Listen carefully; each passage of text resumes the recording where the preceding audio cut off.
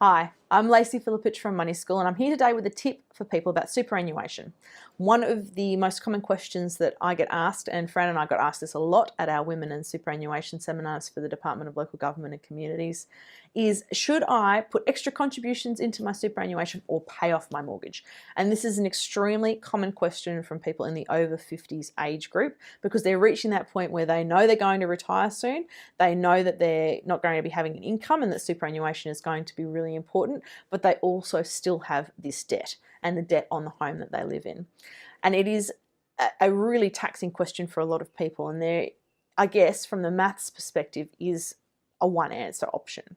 The problem with that maths perspective, and I'll explain that in a minute, is that it doesn't take into account the sleep well test as I talk about it. So let's talk about the maths first. The premise is if you've got, say $100 and you've got a choice about whether you put it into superannuation or if you pay off your mortgage, the maths is pretty straightforward. If it's under your superannuation contributions cap, so you're under your 25 grand or whatever it ends up being at the point of this video, the theory is that if you put it into superannuation, you pay 15%. So you get $85 of that 100 hits your superannuation account. So you get that tax advantage. You also then get the growth on that extra amount. Now, if you took that in your hand, let's say that money came to you after tax, you didn't put it into super, the amount that you get will depend on how much you're paying in terms of tax. And let's say you're in the 80,000 tax bracket and you're paying, 35, it is after, I think, percent after the Medicare and all those, 35% tax on that. That means that out of that $100, you get 65 bucks in your hand. So 85 if it went into super, 65 if it comes into your hand. You then take that $65 and you pay off your mortgage. So you're putting 65 bucks against your mortgage, you don't pay interest on that.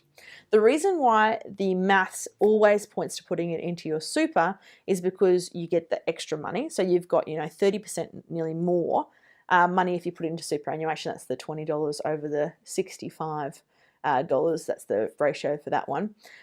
That you get more money if it goes in the super. So straight away you've got more capital. You also earn the money on that. So let's say your superannuation is earning 5, 6, 7%, maybe it's more for some people.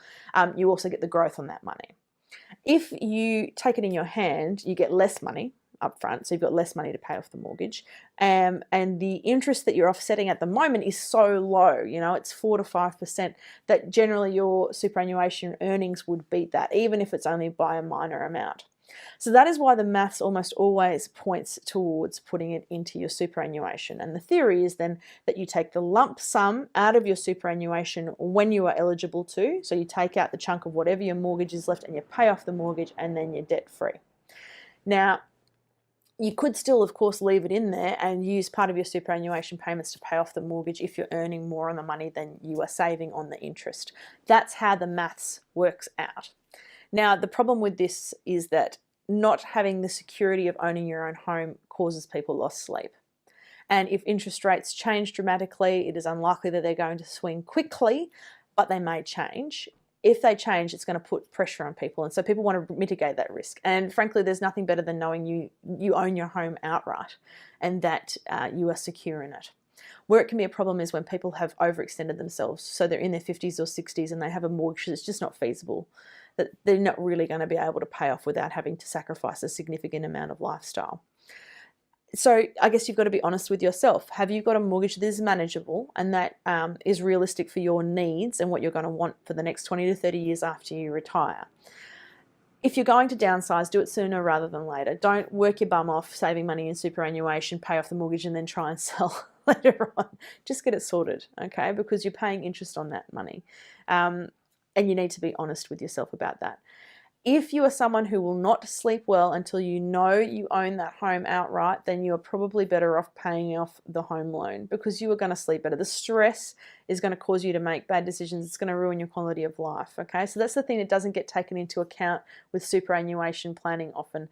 The maths is so clear that you're better off putting the money into the superannuation that people just if financial advisors won't even consider the other alternative. But if the fact is, if you are not going to sleep well and you're going to be stressed about it, then perhaps it is worth taking the loss that you will basically be giving yourself, because you'll have less money at the end, and paying off your mortgage so that you can sleep well at night. That's my 2 cents worth. Definitely have a chat with a financial advisor if you're confused and you're worried about this. Have a look at your online resources, but you will need to consult with yourself personally. Have a think about what it is for you that's going to make the biggest difference. Do you really desperately need that house to be paid off in order to feel financially secure? Or are you willing to wait, have that mortgage, put the extra money into your superannuation, let it earn some more and get that tax benefit so that then you can pay it off in a lump sum later on? I wish you luck with your decision making. If you've got other questions that you'd like answered, please get in touch with us. Fran and I are more than happy to get on video and answer them for you. I look forward to hearing from you. Bye.